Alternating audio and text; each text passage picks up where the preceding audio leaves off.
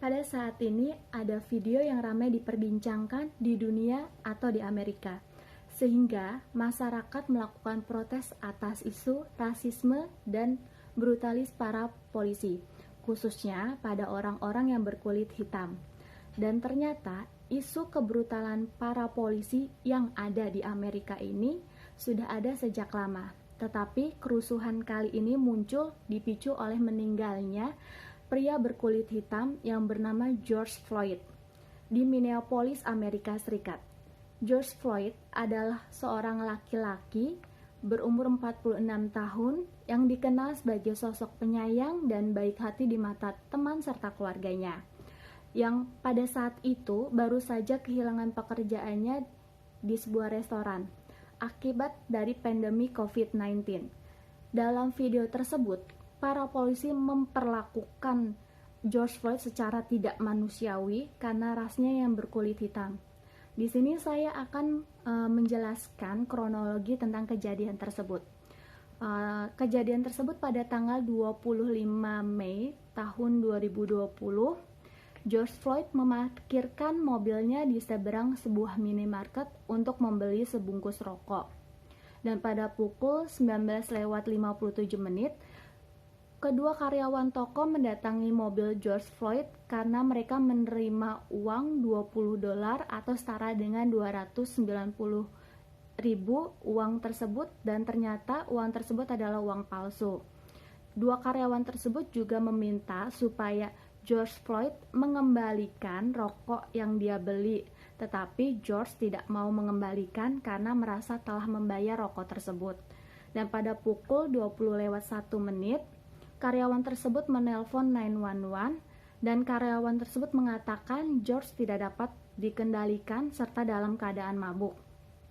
Dan pada pukul 8:08 atau 20:08, polisi datang ke TKP, dan pada saat itu polisi Thomas Lane tiba-tiba menarik pistol di sisi pintu penumpang samping pengemudi dan mengeluarkan Floyd secara paksa.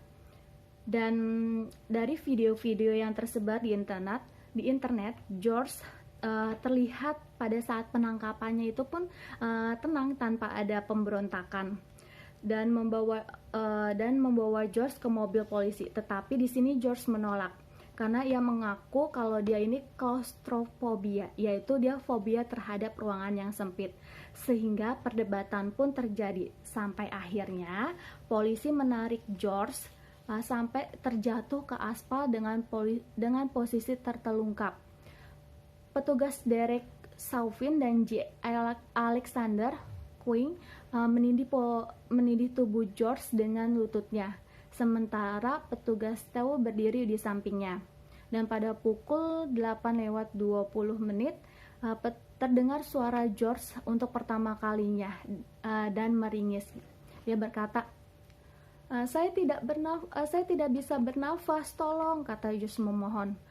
Pada saat kondisi George kehilangan kesadaran pun, di sini Chauvin masih menindih leher George sehingga dia meninggal dunia.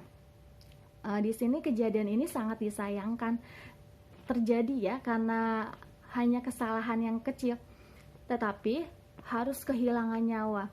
Dan perbedaan ras mereka yang membuat perilaku polisi berbeda sikap penanganannya antara warga berkulit hitam dengan warga yang berkulit putih. Akan tetapi dengan adanya kejadian ini, semua orang berbondong-bondong, baik mereka yang berkulit putih ataupun berkulit hitam ya, melakukan demo untuk menuntut keadilan dan tidak ada lagi diskriminasi terhadap warga yang berkulit hitam yang nantinya sewaktu-waktu mereka dapat meninggal atau kehilangan nyawa untuk kesalahan yang kecil seperti itu.